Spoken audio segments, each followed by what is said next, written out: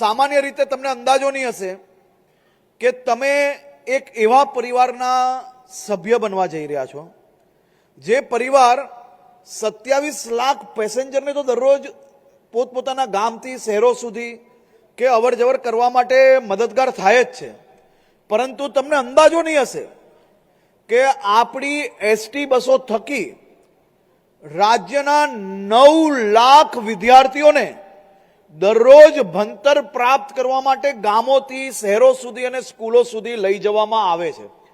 તમે કલ્પના કરો કે તમે સૌ લોકો જો મહેનત વધારે કરશો અને આ 9 લાખની બદલે જો 10 લાખ સુધી પહોંચશો ને તો 1 લાખ પરિવારનું ભવિષ્ય બદલાવાના સાક્ષી અને ખૂબ મોટા ભાગીદાર તમે સૌ બી બનશો। આ 9 લાખ વિદ્યાર્થીઓ દરરોજ અવર જવર કરે છે, 32 લાખ કિલોમીટર, 8000 બસો, અને આ બધું જ ત્યારે જ પોસિબલ થાય છે જ્યારે આપણો એસટી પરિવાર રાત દિવસ કામ કરે છે। મિત્રો, આજે આપની પાસે એક મોટી જવાબદારી છે અને સૌથી મોટી જવાબદારી એ છે કે આપણી બસોમાં આ જ વ્યવસ્થાઓમાં આપણે ખૂબ ટૂંકા ગાળામાં લાખો પેસેન્જર કેમ વધારી શક્યા? આપણે આપણી વ્યવસ્થાઓની અંદર ઉમેરો કર્યો। આપણે બસ સ્ટેશન સફાઈની અંદર ભાર મૂક્યો, બસ સ્ટેશનના બાથરૂમો વધારે સાફ હોવા જોઈએ એના ઉપર ભાર મૂક્યો।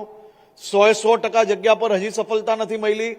આપણે લોકોએ સંકલ્પ લેવાનો છે કે આપણી જવાબદારી જ્યાં છે ત્યાં વધુમાં વધુ સ્વચ્છતા ઉપર ધ્યાન આપશો। આપણે જે બસ સ્ટેશનોમાં લોડ વધારે છે ત્યાં બાથરૂમ ટોયલેટ વધારવાનું કામગીરીને આગળ વધારી છે। આપણી બસોને વધુમાં વધુ સ્વચ્છ રાખવાનું કામ કરી છે। આપણે આખા વર્ષ સુધી સંકલ્પ લઈને બસોની અંદર ફાટેલી સીટ હોય તો એને રિપેર કરાવી છે, ડેન્ટિંગ પેન્ટિંગની કામગીરી બરાબર ચલાવડાવી છે, ત્યારે આપણે એસટીની ઇમેજને વધારો કરવામાં સફળતા પ્રાપ્ત થઈ છે।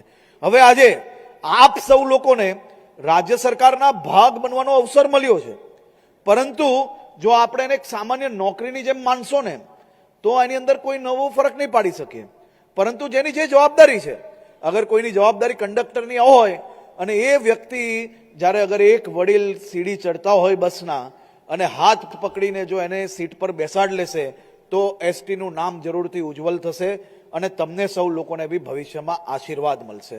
આપણે આને એક સામાન્ય નોકરી નહીં માનતા, આપણે હજારો લોકોને પોતપોતાના સુખ દુઃખના સમયે એમને એમના સ્થાને પહોંચાડવા માટે કે ઝડપથી જે કોઈ જગ્યા પર જવાનું હોય ત્યાં પહોંચાડવા માટે આપણે જ્યારે સહભાગી બનતા હોઈએ ને તો એના સારા કામમાં ક્યાંક તમારું બી સારું કર્મ જરૂરથી બંધાશે।